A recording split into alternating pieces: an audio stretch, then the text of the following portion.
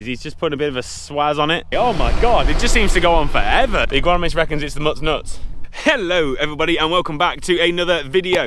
You're probably looking at me and thinking, this guy's overalls on. That lad means business. And you would be right, because we are busy. We are drilling. We haven't done any drilling yet, and it's starting to get on a little bit. We never worry too much about getting in too early. The weather's been wet. Been wet all year, so that's no surprise. But we've just got a nice little couple day weather window to actually start and get a bit of drilling done. We've got 70 odd acres of winter barley to get in. I'll explain how we're drilling it in a minute, but we'll go and have a look. I've just done 8 acres, which has gone in surprisingly well considering how much rain we had at the weekend. I've done all the straights in here. It's gone in pretty well. I mean, it's a little bit tacky in places, especially this bit, as you can see. That's where the muck heap was. We've spread muck on all of the arable land this year, so everything that's going into winter barley and into winter wheat has had a good slathering of muck. You can see there's muck.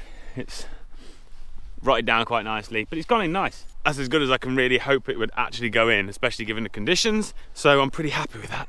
Now, you might be thinking like, what are you doing with this headland here? We've decided this year to do it a little bit differently. What we're going to do is we're just disking in front of the drill. So normally I just like direct drill and whatever, you know, that's what the Claydon's made to do. Does a great job of it. But we had a little bit of a dig with the agronomist a couple of months ago, and we found that we've got a little bit of surface compaction just in that like top inch or so, and we're trying to use the discs just to alleviate that. The other thing as well is it just creates a bit more tilth and allows it to dry out a little bit in front of the drill, which is just, you know, giving us a bit of a better seed bed. And fun fact for you all, what causes the most compaction in agriculture? Anybody? Someone at the back? That's right, rain. And we have had plenty of that stuff this year. We calibrated up the drill. We're putting on like 180 kilos to the hectare. I'm going to catch up with Dad, who's moved to a different field now whilst I finish the straights on there, and then he'll come back and cultivate the headlands on there, and then I can go and finish. It's just a bit of a, you know, yo-yoing backwards and forwards to get it done, but we're going to get there. We'll keep ploughing on. It's going in great, and that's all we can ask for.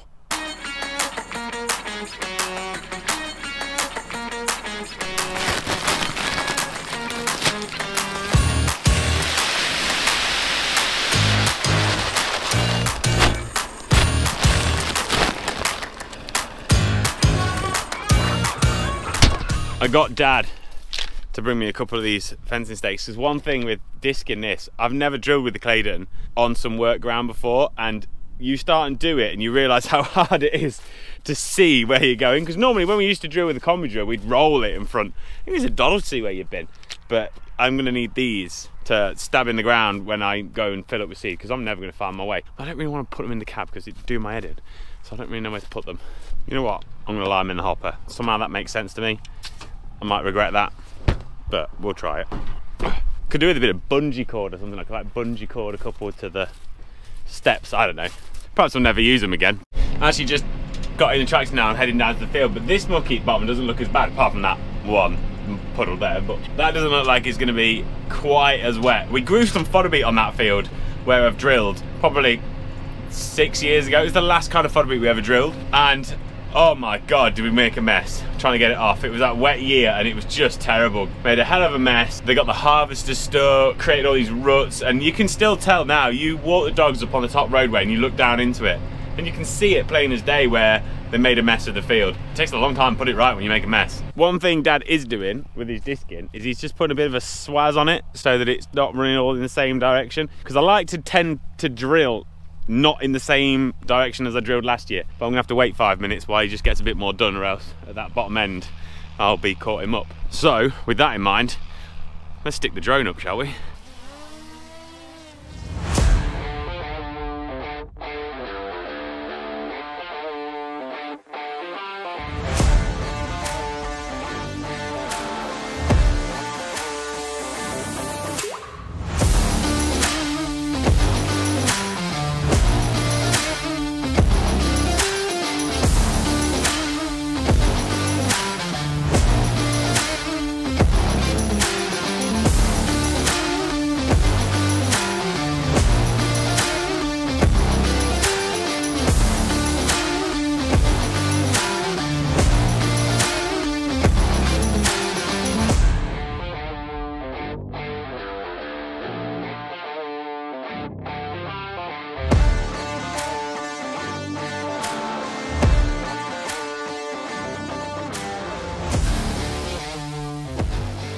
So Dad's just finished in this field and he's just headed back to do the headlands in the one we started in. I need to set the record straight about something. Last week when I was in Anuga, one of them stands had a punch bag on it. You know the kind of punch bags that you have in nightclubs when you're a kid? I've never done one of them before, but me and Joe Seal saw this punch bag and we were immediately drawn to it. Joe went first and he punched it, and then I went second, and I'm just gonna say, I destroyed Joe. I had it on video. Trouble was, the file was corrupted when I came to edit it, so I couldn't get it into last week's video. I need to put that out there. Joe will now deny all record of it because he'll say that there's no proof, but I did. I beat him. So, I want people to go over to Joe Seal's page and tell him that he needs to get in the gym, because it wasn't even a small win. It was a big win for Leicestershire over South Yorkshire, I tell you. I also came up with the idea of the YouTubers Boxing League, which I'm not sure if Joe was so keen about, but I thought it was a good idea. Anyway, I'm just checking the coulters, making sure everything's all right. It's going in really nice, actually. I think this field's going in better than the first one. One thing we've done this year as well is we've dropped these tines in a bit deeper, and because Dad's going in front with the discs, what I'm finding is I'm not having to pull so hard with the tractor because I'm not having to open that slot with the duck foot on the Claydon. So I can drop those tines in deeper and still travel at a good speed.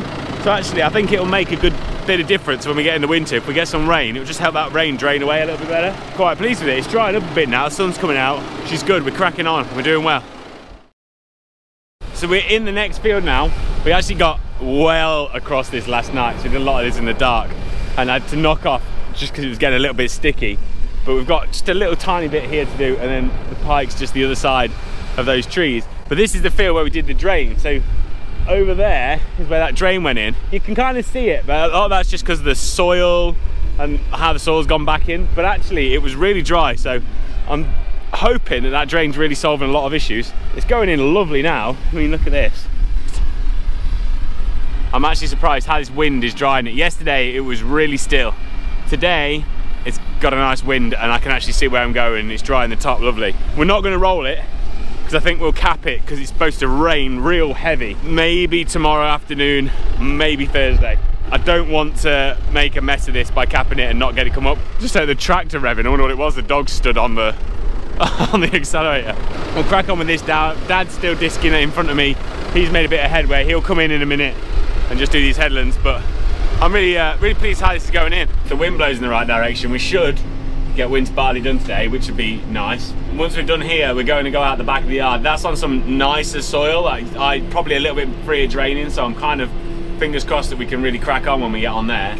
Tomorrow, if it's dry, we get a chance, we'll start on the wheat. We've got one 30-acre field of wheat to get in that's a real sticky thing. It's not necessarily the worst soil in the world, but it's just it can be tacky. And then I've got some lighter soil that'll stand a bit of rain, so I'm hoping we'll get out 30 odd acres here before it rains. If everything goes to plan, that's what I hope will happen. We'll get that in. The other will stand some rain, so if it rains, it's not the end of the world. We can get that whenever.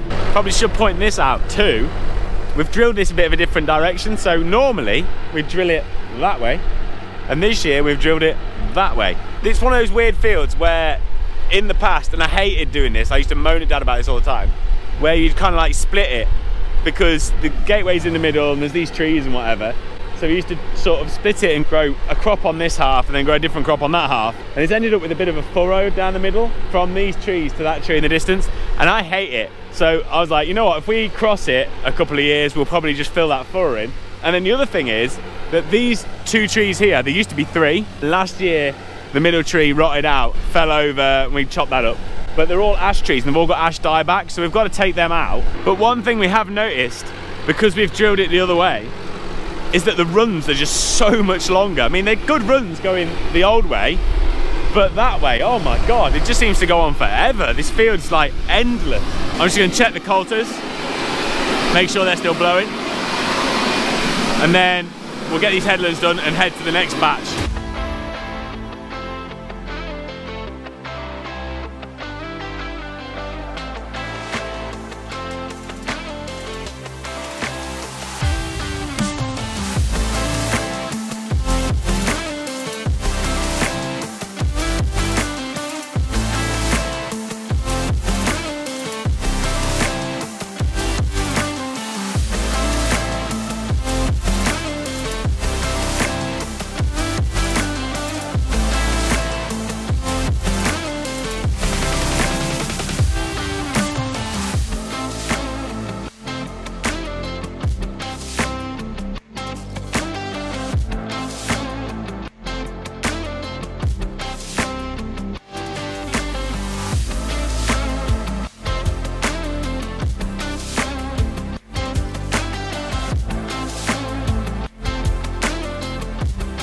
Right, just finished that field.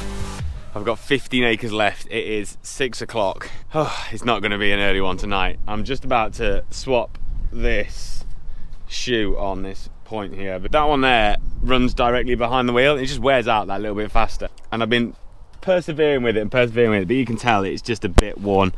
I've always got a couple of spares just for that job because it does wear faster. The others are really quite good. I'm going to knock that off and change it before it gets dark.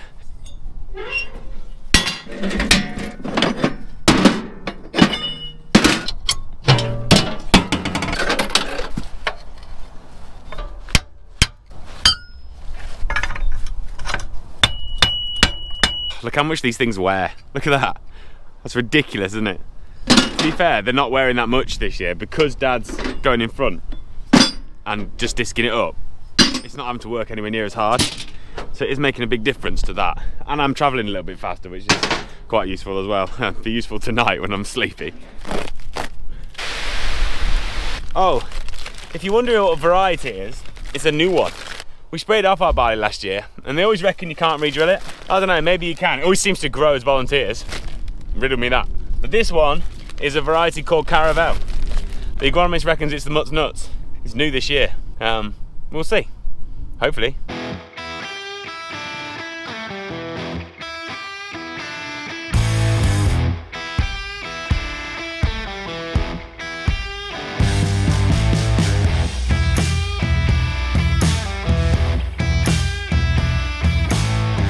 Right, it's nearly 12 o'clock, midnight, but I'm done. It's nice to have that winter barley in. It's gone in lovely, couldn't ask for better. Now I'm gonna pack this thing up, fold my markers in, park it in the shed, go home, get 4 or 5 hours sleep, and then back at it tomorrow because it's not supposed to rain until tomorrow evening. So if we can get some wheat in, that will be very handy. Oh, the joys, eh?